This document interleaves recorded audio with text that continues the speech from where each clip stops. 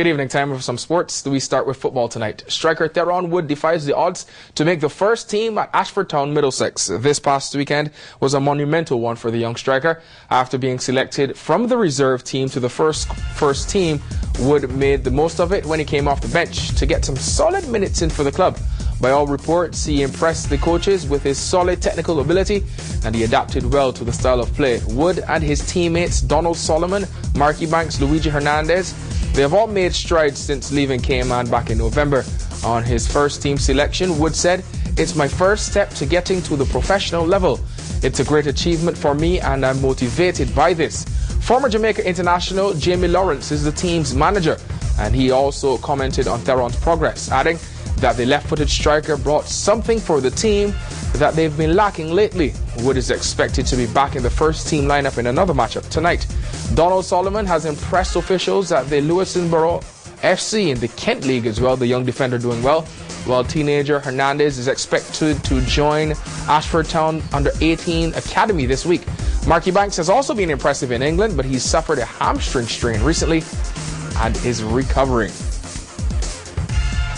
Back at home, Jairo Sanchez steps up to score on one of Elite's goals in their 3-2 victory over Tigers yesterday. This is the CFA Premier League. Elite remains unbeaten in the Premier League this season and are the driver's seat in the chase for the title. In the other match at the Edinburgh Sports Centre yesterday evening, the defending champions Scholars International hold off a determined Roma team to win 2-1. There are the results. Then at the Annex yesterday evening, title-chasing Georgetown in the red and white hosted East End. That was a magical strike from captain Ian Lindo, who's also the national captain. He helps Georgetown to a 3-1 victory. East End had been solid in their first season in the Premier League, but last night they were no match for the reigning Digicel Cup champions. In the other matchup at the Annex yesterday, Bordentown and Future played to a goalless draw.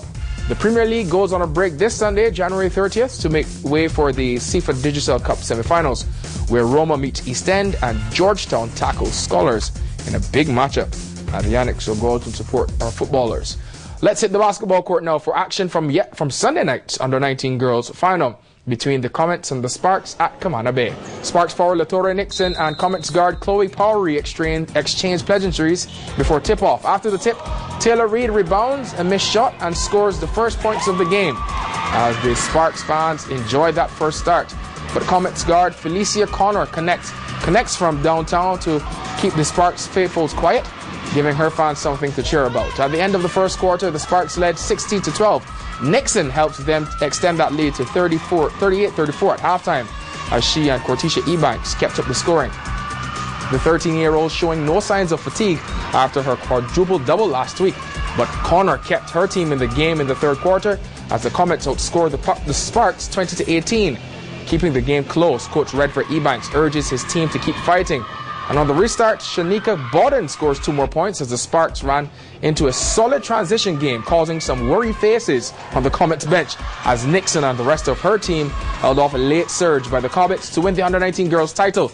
The Sparks scored 28 points in the final quarter to go on and win 80-70. Nixon ends the game with another productive night. 32 points, 20 rebounds, 7 steals and 2 blocks. Her teammate Cortisha Ebanks scored 22. Nixon was named MVP for the competition. For the Comets, Connor and Powery had 17 points each, while Shane Linwood McLaughlin had a team high, Linwood McLaughlin had a team high 20 points.